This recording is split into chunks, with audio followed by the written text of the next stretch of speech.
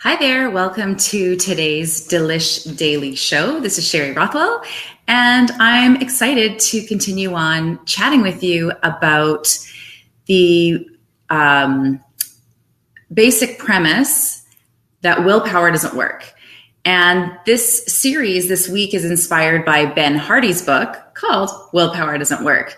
And it's such a great topic when it comes to dieting because that is the thing that most people think they need more of in order to permanently let go of the weight. So what you might find is you go on a diet and you get to a certain point with it where you use willpower to get you through the hard parts, maybe eating things you don't like or you find are boring, or depriving yourself of things you would rather be eating just long enough to get a certain set of results in time for some sort of event or whatever it is that you've got going on. And most of us, we don't really go on a diet with the thought of it being just for something. Usually when we go on these diets, we think to ourselves that we want to do it because we want it to be permanent. But unfortunately, diets aren't designed for the long term. They're designed to get you short-term results. And the way they do that is by allowing, basically engaging you through inspiration, motivation to get you to use your willpower to get to a certain point. But then there's nothing set up, no strategy to keep things going so that you can maintain your results. And the one strategy that is actually getting you the results, because as you know, you could use any single diet there is and get some results, is your own internal strategy of willpower. And then unfortunately, what happens is when that willpower runs out, which of course it always does, because it's easily exhaustible, then you give up and start self-blaming, right? Or feeling bad about yourself and just thinking that you don't have enough willpower, instead of actually acknowledging that the diet you were on in the first place was not designed to be permanent. And if the diet that you're on is not something that's designed for permanency, then it's pretty much impossible to get results just based on willpower. So this week, what we're doing is going through Ben Hardy's book called Willpower Doesn't Work. It's not just for dieting. It's basically for anything in your life where you want to make a change, whether it's you want to start doing something that you haven't been able to do on your own and you've been trying to use willpower to do it, or stop doing something that you don't want to do anymore and you've been trying to use willpower to do it. And there's 4 different reasons why a person would feel like they would have to use willpower in order to keep that change going in their life. And so the first one is that willpower. So this is from Ben Hardy's book, Willpower Doesn't Work. So I want to make sure I give credit to him. I would show you the book right now, but my daughter and I have been using the same, it's her backpack, and I've been using her backpack. And yesterday I left his book in there and she took it to school this morning. So I can't even show you the book, but I'll make sure to put a link in the description or below this video so you can grab this book because it's an excellent book. So Ben says that one of the first things is that the reason why you would be using willpower at all is because you just haven't decided yet. So it's a sign that whatever it is that you have decided that you're going to do in your life, you haven't really decided. You're toying with the idea. On some level, it's an impermanent choice. And that is basically why you're having to use willpower. There's a bunch of little things that have to be set up in your life to support the goal that you want to have in your life. And you're using willpower instead of actually instating those changes in your life. So until the decision is actually made, you're going to have to use willpower to force yourself or to keep yourself from doing something. So why is this so important? Well, because if you're going to use willpower, you're pretty much guaranteed to fail because it is a resource that runs out. It's also because there's what you actually need in order to reach your goal and maintain whatever you have to do to keep that thing going in your life is going to require your inner power, your internal power. And the only way you can actually yield that internal power is through a decision. You know that there's things that you're toying with in your life that, like these basically these internal conflicts that are going on, right? You want something, but you also want something else. Okay. And there are two opposing internal forces that are keeping you from fully deciding. Okay. Because you're weighing, you're still in that weighing mode, and not willing to give something up. So deciding means to cut off from something. So the question then becomes, what is it that you're going to have to cut off from in order to actually yield your decision-making power? Okay, so in order to make a decision, or what a decision really looks like, is giving up something of a lower nature for something of a higher nature. So kind of like that concept of burning the ships, right? So what is in your life that you need to burn the ships, so to speak, around how you live your lifestyle and how you eat, that is currently an internal conflict for you, something that you're not willing to give up, that is keeping you in limbo and making it so that you have to use willpower to continue to get results or to maintain your results. So what is it that you're not willing at this point to give up? And then recognizing that you kind of are deciding by not deciding, right? That's a way of yielding your power, right? But you're keeping yourself in that limbo spot where nothing really shifts, right? Or you might find yourself in this experience of like getting on the bandwagon for a little bit, but then falling off all the time. Okay, that is a sign that you're trying to use willpower. So noticing that there is that internal conflict there, and then identifying what are the lower things that you need to give up in your life in order to get on a path that will allow you to continue to get results and maintain them without having to use willpower. So of course, this applies in all areas of life where you're trying to make a change. But of course, when it comes to dieting, there's certain things in general that most of us struggle with that we don't want to give up. So one of them would be giving up sugar. That is, probably the biggest issue with people and letting go of the weight permanently, not only because of the physiological effects of sugar, but the addictive effects of sugar. It makes it really, really difficult to give up because of how it changes your physiology. And, it actually promotes the growth of certain strains of bacteria that give you more cravings for sugar and actually tell you to eat food that is hard for you to digest, so that those foods can be digesting slower in your body and fermenting so that the bad bacteria can actually feed on them. They're actually giving you cravings. And it's because they want their food, right? They grow and can thrive in an environment that is basically based on you digesting sugar and processed foods. So you have to actually deal with these issues. You have to deal with it at the level of root cause. Now, most people don't know about that, right? So they're trying these diets and using willpower. Meanwhile, those little bacteria in their body are growing, especially if you're eating processed foods and restricting calories. You're going to have a major pushback after. There's going to be, because you're actually promoting the growth of that bacteria. And as soon as your willpower runs out, you're going to feel compelled to binge on the other side of your diet, right?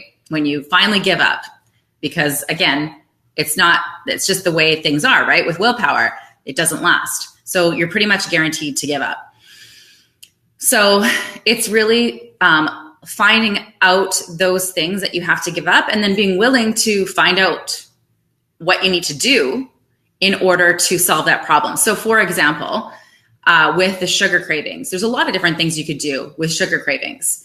But one of them is to restore your gut flora, right? So bring it back into balance so that you have less of those bacteria bring them back into their benign state, which is basically the bacteria in your body is there to decompose you when you die, the bad bacteria. It's only bad because it's growing out of balance when you're still alive, right? Oh, kitty. Oh my God. Okay, you need to come up. I just had a cat jump on my lap and not make it, and then the claws went in. I'm sitting back, so you can come back. So, some of it is, learning more, right? Are you willing to give up the idea that, your diet, your results are going to come in a magic pill or a magic diet, and willing to assume something of a higher nature, like learning what it would take to actually permanently be somebody who isn't as attracted to sugar. Like, let's face it, it's just something that's, part of human nature, and you will, to some degree, feel attracted to those things. So we have to deal with it on the physiological level, be somebody who commits to learning, like giving up the laziness of not being willing to, take a class, read books, etc., and decide that you're going to do those things, right? And then take action on what you learn, right? You're going to have to do some things that are maybe new and you haven't done before. Like, for example, incorporate cultured foods into your diet, right? Adding good bacteria to your diet to crowd out the bad bacteria. If your situation is very dire, you may have to do more than that. You may need to, get some yeast killers into your diet. Okay. Of course, this is on an individual level. Everybody is different as to how far they need to go and what they need to do to bring their body back into balance, to change on a more permanent level. And that goes to like the fourth thing that Ben Hardy talks about in his book, which is changing the environment. So there are certain things you change in your exterior environment, but also things that you change in your internal environment. And we'll go more into that on Friday, because this week we're focusing on this book called Willpower Doesn't Work and applying it to losing weight. Hi, babies. You going to come up? You coming? Oh, there you are. Okay, so that's one example of something to give up. You'd have to give up sugar. Now, one of the things that we do in the Delish diet that makes it easier is just acknowledge the fact that, as humans, we really like those sweet treats. So we actually have sweet treats that you can have in the program to get you through that time where you're going through sugar cravings because you're getting yourself off sugar. And in the beginning, people eat a lot more of these treats on the diet than they will later. Once your body's in balance, you tend to be naturally more moderate with things. So we have what we call skinny bombs in our program. And it's just a spin on fat bombs, if you've ever heard of that before. They're treats that are made of fat, and they're sweetened with erythritol or stevia or monk fruit extract. And they allow you to have the sweet, rich, creamy comfort foods you love without stimulating insulin and causing your body to go into fat storage mode. So of course, that's another learning curve, right? To learn that it's not fat that makes you fat. And actually you can eat fat. It's actually sugar that makes you fat. And so, but we acknowledge our human nature, and we actually choose to make those foods and have them in a way that's not going to harm our health and still enjoy the pleasure. So that is, a thing that we do by, changing the environment, having treats like that on hand instead of ones made with white sugar. So you might find that there's some things that right now you're telling yourself that you're going to have to give up. And that's why you don't make the decision, because who wants to give up sweet treats permanently forever, right? Like, I don't know about you, but I don't want to have to eat like a purist and never leave my house and only eat perfect foods, because I happen to live in society just like you do. And I like to go out to restaurants, and I like to go out for drinks every once in a while. And I like to go to family gatherings and parties and things like that. So that, if I had the belief system that I had to give all that up forever and never be able to have treats, then I would probably not be eating this way, and I would still be 176 pounds. I'd probably be way heavier by now, right? Because when I literally woke up 176 pounds, having gained over 20 pounds in 2 months, less than 2 months. I was in a place of not knowing what to do and not understanding, because I thought I already ate really healthy, being on a whole foods vegetarian diet. I would have, if I thought that, all I could eat was like the purest diet ever, I don't know if I would be here right now, to be honest with you. I think I might still be overweight, because then, like everyone else, I would be trying to use willpower, right? But I figured out how to create a program for myself, a lifestyle, essentially, to be able to do this and maintain it and not have to use willpower. And one of the ways I did that was by learning how to make myself treats that would allow me to still go into fat burning mode in between meals while snacking. Okay, so I actually thought I had to give up like everything that was a treat or sweets or whatever, but I just realized that I had to actually upgrade the quality of the foods I was eating, even though I was already eating whole foods, okay, because I was eating still things that were high in sugars that are naturally found in food, okay, like carbohydrates. So for example, I'll just give you a quick example. Quinoa has about 8 teaspoons of natural digestive sugar in it. And at any one time, you only need about 1 to 2 teaspoons of sugar in your bloodstream. And so anything more than that you eat, even if it's from quinoa, not from your body doesn't really care like in that moment. I mean, yeah, quinoa has more nutrients than white sugar, but at the end of the day, it stimulates insulin, whether you have too much the natural sugar in quinoa or, you actually have a couple tablespoons of sugar, same thing in terms of its impact on stopping your body's ability to burn fat. Okay, so I just had to learn these things. And once I learned it, then I realized, okay, I have to learn how to make as satisfying versions of these foods. And that allowed me, once I realized I could do that, it allowed me to be able to decide and make a decision in my environment. Okay, so this goes back to the fourth thing that Ben talks about. And again, we'll go back into this on Friday, is that I decided that there would be no even natural sugar in my kitchen, no maple syrup, no unrefined cane sugar, and no coconut sugar or dates to sweeten things or anything, right, that people consider natural, healthy, whole food sweeteners. I have them in my kitchen, but they're only for making kombucha and kefir water. Otherwise, if I'm making myself a treat, the only natural sweetener that goes in there is ones that have no impact on my blood sugar and have no calories. Okay, so that is stevia, erythritol, which is fermented sugar, and monk fruit extract, which is a natural fruit that is has this similar to stevia, and that it's really sweet, but doesn't have that impact on your blood sugar level or calories. And that's it. So now I make all my treats like that. So I had to give up something, but I wasn't having to really give up the fun stuff, right? I could still make the treats. And just using something different. So that's like that alone, that tip, like making that change in your environment in your kitchen when you bake is going to make a huge difference in your blood sugar and your overall health. And that's something you can maintain forever, right? Because you're not changing what you're eating. You're just upgrading the quality of the sweetener that you put in it so that you can still have the pleasure without spiking your blood sugar or feeding bad bacteria in your gut.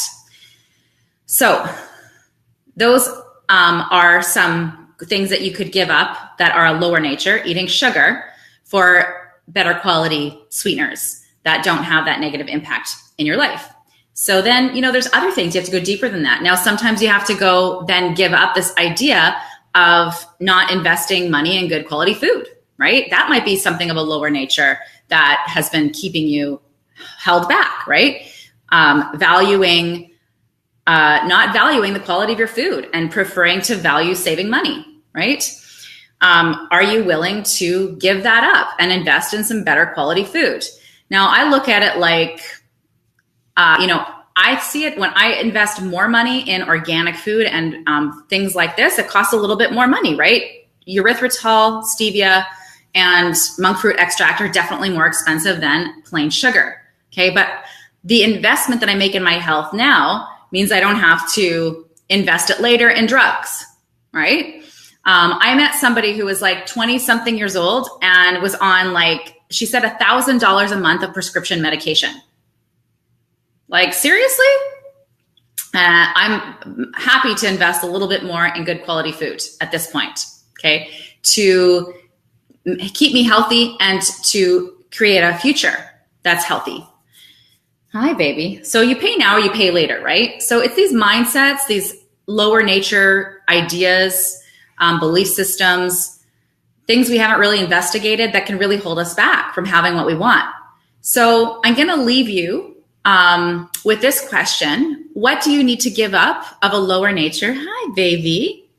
To have something of a higher nature, your ideal body weight, an optimal level of health, right? And then what is that going to give you at your optimal body weight and your optimal health? What could you do that you can't do now, right? So we'll talk more about that as well as we continue this week to chat about why willpower doesn't work and what to do instead. We'll see you tomorrow. Bye for now. Hi, kitty. You're so